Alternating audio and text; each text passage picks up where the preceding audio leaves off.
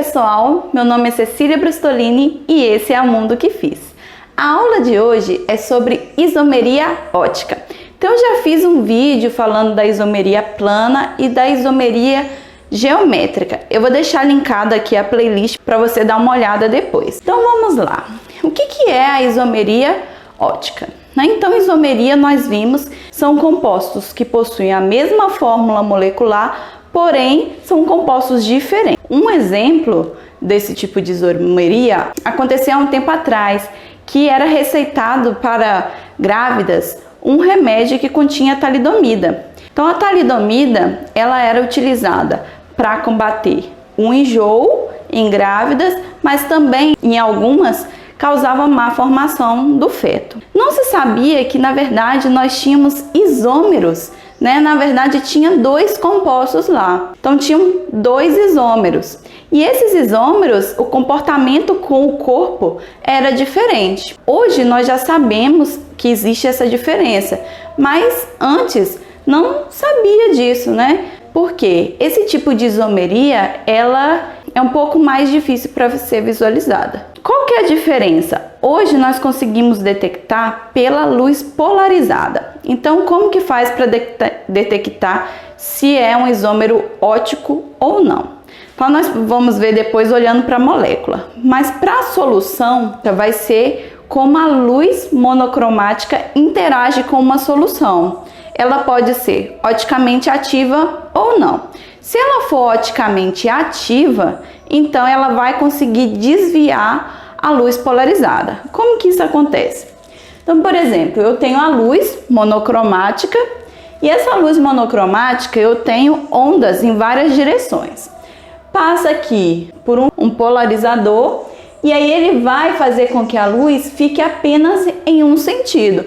Por exemplo, aqui ela está no sentido aqui vertical. Então ela fica polarizada. Após passar na solução, né, que está dentro de um aparelho, a solução, se ela for oticamente ativa, ela vai desviar, tá? Então aqui eu fiz um desenho como se ela tivesse desviado para a esquerda. Não ficou parecendo muito, mas fica desviada para a esquerda. Então, se ela desviar, se a gente ver que houve um ângulo, né, que ele desviou para a direita ou para a esquerda, então significa que aquele composto ele é oticamente ativo. Se ele desviar a luz polarizada para a direita, nós chamamos ele de destrógeno. E se ele desviar a luz polarizada para a esquerda, chamamos ele de levógeno. Mas como que nós vamos identificar se o composto ele é oticamente ativo ou não? Para identificar, nós vamos procurar na molécula um carbono que nós chamamos de quiral ou assimétrico, que nós representamos com um C e um asterisco. O que seria esse carbono quiral, né? Ele é um carbono que está ligado a 4 grupos diferentes. E eu não estou falando do elemento, eu estou falando do grupo. Então é tudo. Então, por exemplo, esse carbono aqui está ligado ao hidrogênio. Está ligado a esse grupo. Eu não olho só o carbono, porque senão esses aqui seriam iguais, né? Então, está ligado a esse grupo. Está ligado a esse grupo e esse grupo. Tá vendo que eu tenho 4 grupos diferentes?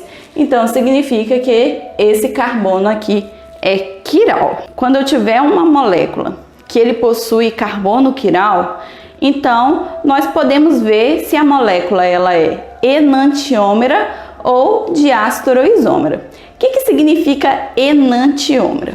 Enantiômero significa que ela é imagem especular diferente, tá? Então, uma imagem especular é como se eu pegasse a molécula e colocasse um espelho na frente dela. Quando eu colocasse esse espelho, então a imagem dela vai ficar refletida. Então, eu vou ter aí o enantiômero, tá? Então, enantiômero é a imagem do composto. Por exemplo, não é uma molécula, mas se eu pegar a minha mão direita e minha mão esquerda, uma é imagem especular da outra e não é sobreponível, porque eu não consigo sobrepor. O pé, né? Se você pega um calçado do pé direito e tenta colocar no pé esquerdo, é estranho, não é? Um pé é imagem um do outro, mas o calçado do pé direito não vai ficar legal no pé esquerdo, tá? Então, para a molécula, a mesma coisa. Então, eu pego a molécula e sobreponho. Não ficou igual? Então, é um enantiômero. Então, como que a gente desenha um enantiômero? Nós vamos colocar aqui o carbono, né, o carbono quiral, e vou colocar aqui o hidrogênio. O COOH não está próximo do espelho, então ele tem que manter próximo ao espelho. Então eu vou manter do mesmo jeito aqui e ele próximo do espelho. O bromo está aqui no meio, então eu vou desenhar ele do mesmo jeito aqui, ó.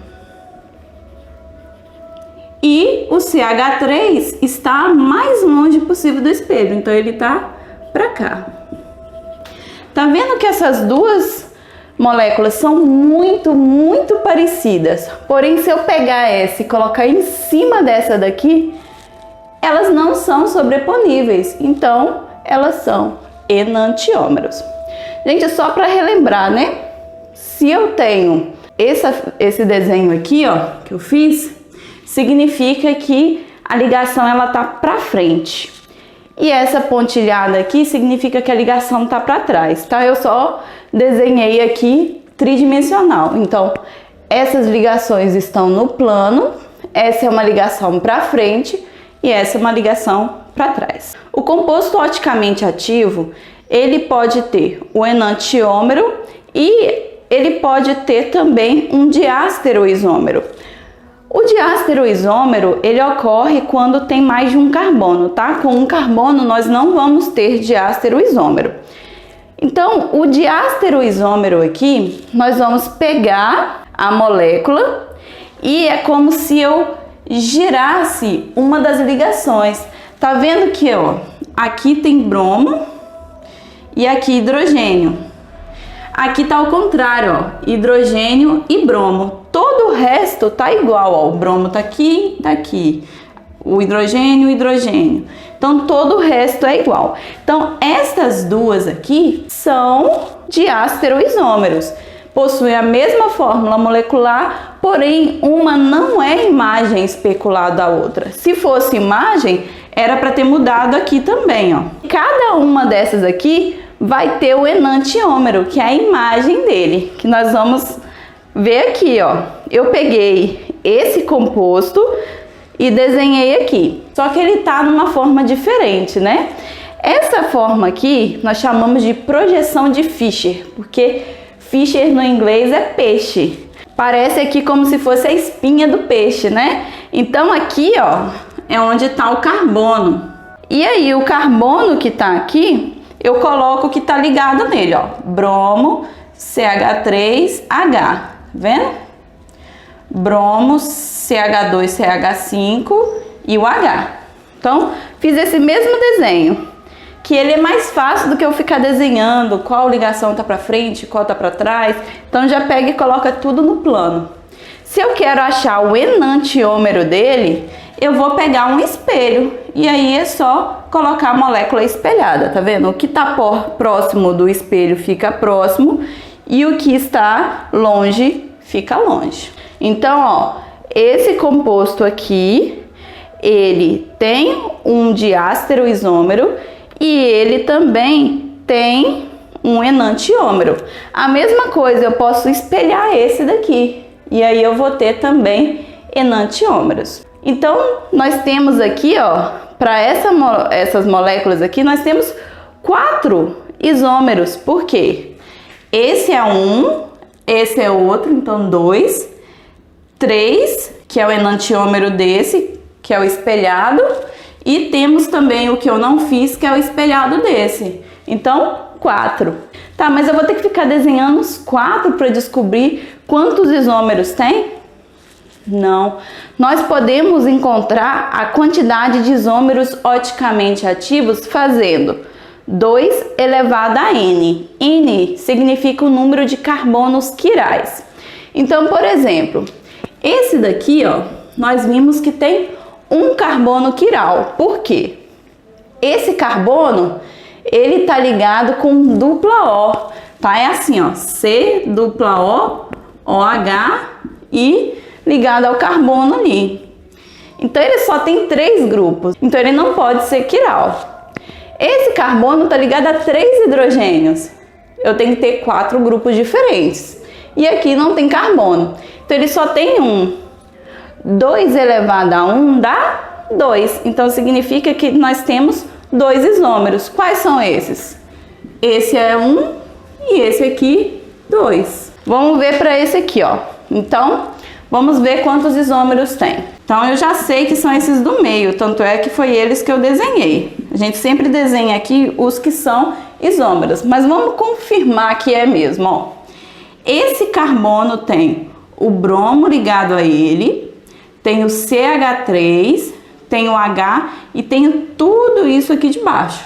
Então são 4 grupos diferentes. Esse carbono aqui tem o bromo, tem o C2H5, tenho o H e tenho esse grupo todo em cima. Então, também são 4 grupos diferentes. Então, se eu tenho 2, 2 elevado a 2 dá 4. Quais são esses isômeros? Então, esse aqui é 1, esse aqui 2, esse aqui é o 3 e o quarto eu não desenhei, mas é a imagem especular desse composto, que esse daqui é a imagem desse. Certo? Então, eu não desenhei o quarto. Fica aí como desafio para você fazer. Ver se você consegue fazer esse quarto. E aí, se você não conseguir ou tiver alguma dúvida, deixa aqui nos comentários, tá? Agora, gente, eu vou falar dos compostos meso e das misturas racêmicas. Eu vou só apagar o quadro e já volto. Pessoal, então voltando, vamos falar agora do composto meso. O que seria esse composto meso? Então vamos olhar aqui, ó. Eu coloquei aqui um composto na estrutura de Fischer. Vamos fazer os isômeros? Primeiro, vamos ver quantos isômeros ele tem, né? Então aqui, CH3, bromo, esse grupo e o H. Então esse aqui é um carbono quiral. Esse aqui, bromo, CH3, H e o grupo todo de cima. Então ele é quiral. Vou fazer essa molécula espelhada. Então, para fazer, vou colocar a estrutura aqui de Fischer. Então, CH3, bromo tá perto, então eu coloco bromo, bromo, que tá perto do espelho. E longe do espelho os hidrogênios. Aqui embaixo, CH3. Agora vamos pegar e colocar embaixo aqui, ó. Então, eu vou pegar CH3 e vou fazer o diástero isômero dele. Eu vou inverter uma das ligações. Vou inverter aqui em cima, ó. Então, vai ficar bromo e hidrogênio. Bromo e hidrogênio. Tá vendo? Eu inverti só de cima. E vou fazer o espelhado. Então, aqui, CH3. O que está perto do espelho continua perto e o que está longe fica longe. Pronto. Então, nós vimos, tem 2, né? Então, 2 elevado a 2, 4. Desenhei os 4. Porém, olha só. Esse composto e esse daqui, se eu pegar um e colocar em cima do outro, tá, eles não são imagem especular um do outro. Mas e se eu virar aqui um ângulo de 180? Então, peguei esse composto e girei ele 180. Vai ficar igualzinho, não é? Esse bromo vai vir para cá e esses hidrogênios para cá. Então, se eu fizer aqui uma rotação de 180 graus, um vai ficar em cima do outro, não é? Então, significa que, na verdade, esses dois aqui não são enantiômeros. Eles são o mesmo composto. Quando isso acontece, nós falamos que ele é um composto meso. Como que nós vamos identificar esse composto meso? Se eu pegar essa molécula e dividir ela no meio, vocês concordam comigo que aqui está espelhado, ó, hidrogênio, bromo, CH3, né? É como se a molécula tivesse um plano no meio, dividisse ela em duas partes iguais, espelhadas. Quando acontecer isso daqui, então significa que esse composto é o composto meso. Na hora que eu divido a molécula, tá vendo que não tá espelhado? O bromo tá do outro lado. Então, esses aqui são enantiômeros.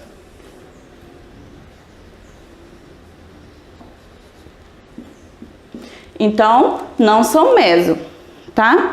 Então, quantos compostos aqui isômeros nós temos? Não são 4, são 3. Então, nós vamos ver se a molécula tem um plano de simetria, né, que é espelhado. Se ele tiver, então nós temos que descontar esse. Se é um composto só que tem, então eu tiro 1. Então vai ficar, era para ser 4, mas na verdade tem 3 diferentes. Lembrando que esse e esse são imagem especular um do outro, então eles são enantiômeros. Esses dois é o mesmo composto, então ele é meso. E se eu pegar e comparar esse com esse, eles são diastereoisômeros. Então, esse e esse são diastereoisômeros. Então, vamos ver agora a mistura racêmica. A mistura racêmica, ou também conhecida como racemato, é quando eu tenho uma solução e a quantidade do isômero destrógeno e do isômero levógeno tem a mesma quantidade. Então, se for a mesma quantidade, né, 50% de um e 50% do outro, então a luz ela não vai desviar. Então essa solução ela fica oticamente inativa. Então, pessoal, vamos agora ver a aplicação, né? Vamos fazer um exercício para ver como que cai esse assunto em questões. Então, vamos lá. A questão fala assim: dados os compostos são oticamente ativos. Então, deu aqui 3 compostos. Eu quero saber quais que são oticamente ativos. Então, significa que ele quer saber quais que são isômeros óticos. Para saber se tem isomeria ótica, eu tenho que encontrar um carbono quiral. O item 1. Então, vamos olhar todos os carbonos. Esse carbono já tem 3 hidrogênios ligados a ele. Então, não são 4 grupos diferentes. Então, não pode ser quiral. Aqui é nitrogênio, tem que ser carbono. Esse carbono tem esse grupo, esse e o hidrogênio. Então, ele é quiral. Esse carbono é quiral? Esse não é CO2H, então é a mesma coisa de C, dupla O, OH, tá?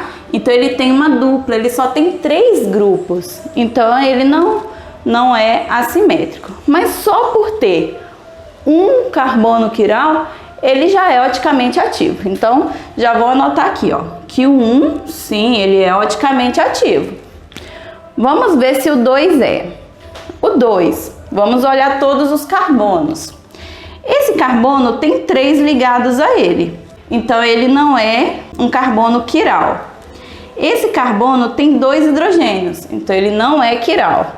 Esse carbono tem uma dupla. Então, ele não tem 4 grupos ligados a ele. Então, não é quiral. Esse é a mesma coisa. E esse tem 3. Ele não é oticamente ativo. Por quê? Ele não tem nenhum carbono quiral. Essa molécula, olhando para ela, ela vai ser o quê? Vai ser que tipo de isomeria? Isomeria geométrica, né? Que é a isomeria cis-trans. Então, esse aqui vai ser o isômero cis ou Z. Se você não lembra, né, o que eu tô falando, assiste aqui depois o de isomeria geométrica. Então, não é oticamente ativo. Vamos ver o terceiro. O terceiro, vou analisar todos os carbonos. Esse carbono, eu tenho um cloro, tenho um hidrogênio, tenho esse grupo todo ligado aqui, tá vendo? E tenho esse grupo todo ligado aqui. Então, sim, ele é um carbono quiral. Quando o composto ele é fechado, é um pouquinho mais difícil de visualizar. Mas você olha aqui, ó. Esse carbono tem hidrogênios e esse aqui tem bromo e hidrogênio. Então, essa parte já é diferente dessa, tá? Então, ele é quiral. Esse carbono, então, bromo e hidrogênio, essa parte aqui, que tem o cloro, e essa parte aqui que tem os hidrogênios. Então, também é quiral aqui. Esse carbono tem 2 hidrogênios, então não é quiral. Essa molécula é oticamente ativa? Sim, por quê? Tenho 2 carbonos quirais. Se eu tenho 2 carbonos quirais, eu vou ter quantos isômeros? 2 elevado a 2, que é 4. Então, eu consigo 4 isômeros óticos aqui. Então, o 3 também é. Esse 3 aqui, ele pode ter um outro tipo de isomeria também, não é? Que isomeria que ele pode ter? Isomeria geométrica, igual de cá. Isomeria, então aqui no caso vai ser cis ou Z. Então, professor, eu posso ter mais de uma isomeria no mesmo composto? Sim. Então, no caso do composto aqui 3, ele possui isômero geométrico e também isômero óptico. Então, como o exercício está querendo os isômeros ópticos, nós temos no 1 e no 3, que deu a letra C. Então, gente, eu espero que você tenha entendido. Se você não entendeu alguma coisa, deixa aqui nos comentários a sua dúvida.